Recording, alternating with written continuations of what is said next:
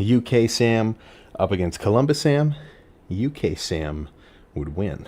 And that's all I wanted to see. That is a steady progression of show to show to show to show improvements. And so perhaps UK Sam would beat Ohio Sam, but there's a different Sam that would beat them both.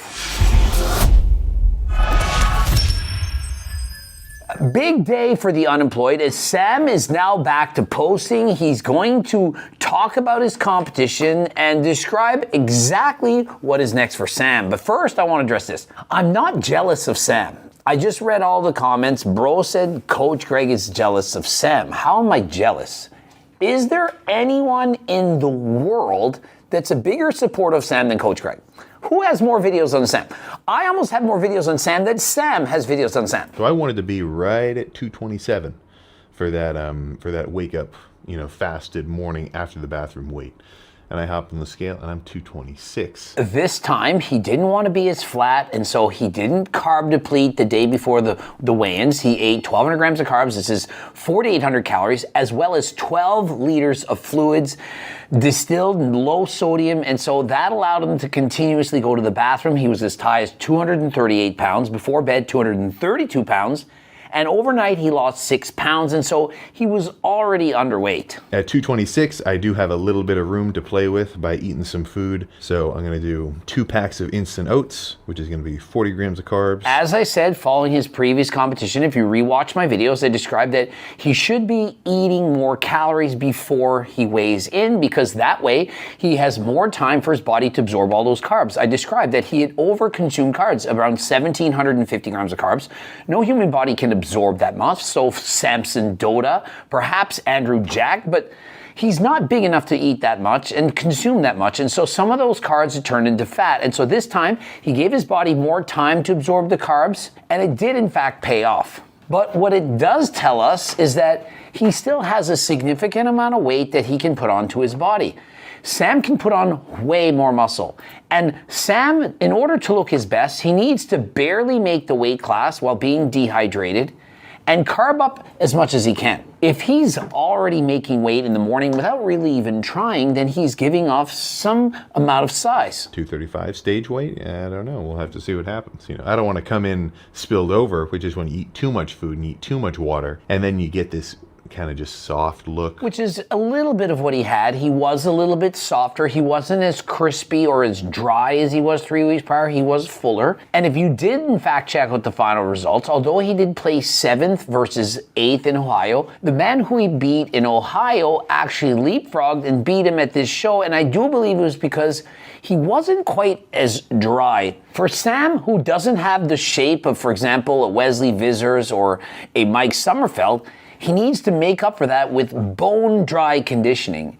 With more size, more conditioning, I think he can do that. And so it was partially a success, this experiment, but also a failure. I do believe he did, in fact, spill over a little bit, especially by the evening finals. And so Sam is going to have to go back to the drawing board, add in at least 6 pounds of muscle for next year, barely make the weight class, carb up, but not try to carb up as much. Remember, he woke up at 226. He's saying by the time he gets up on stage, he wants to be 235. My experience is that's always too much.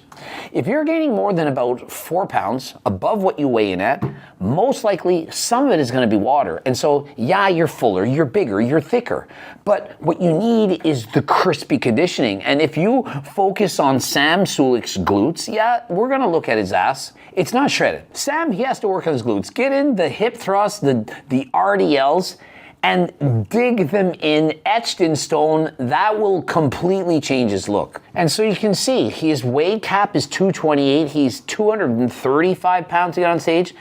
And as I said, my experience, anything over 4 pounds is oftentimes you're going to have a little bit of a spillover. And so I do think he's over-carbing. And what he needs is actual more muscle. Remember, he consistently is waking up in the morning, perhaps he's 227, 228 pounds, and so suddenly he's 7 pounds more than he is perhaps a week or two before the competition. It's too much. You need to be dry, crispy, shredded. This is what you need.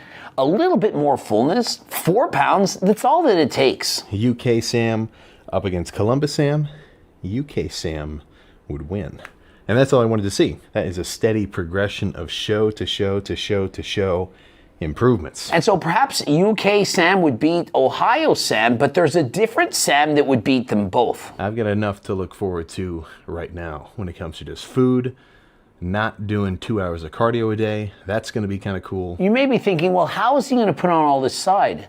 The fact that he just had to say, I'm not going to have to do 2 hours of cardio a day. If you're doing 2 hours of cardio a day, and on top of that, you have to lift weights, and you're doing this in a deficit, well, how much muscle do you think you can put on? In comparison, if he reduces cardio from 2 hours, not to 0, but to 30 minutes, he's got to get in at least 150 minutes of cardio a week. Sam will preach this till he gets blue in the face. I continue to preach this. Guys, you need to keep doing your cardio. Don't listen to that you're a skitch guy.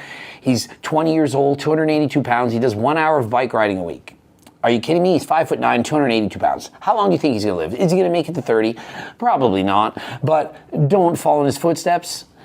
He's still an amateur. He wants to turn pro. He doesn't need more size. He's already got enough. But in the open class, of course, you can't have too much size. Look at the size of these guys. But if you're in classic physique, you don't need that much. Sam needs about 6 pounds. I do believe in one good off season, doing moderate levels of cardio, eating appropriately, not getting overly fat, that he can come back next year at the Arnold's with 6 more pounds of muscle, dehydrate a little bit more effectively, don't come in and spill over a little bit, and come in at his all-time best. You know, I'll be honest with you. The gym has not been so fun in a prep just because you're not as strong. You're not as freaking just huge lifting weights. When you're dieting for a show, aside from the reflection in the mirror, seeing yourself absolutely peeled, nothing is fun. You don't have energy. You feel like dog shit.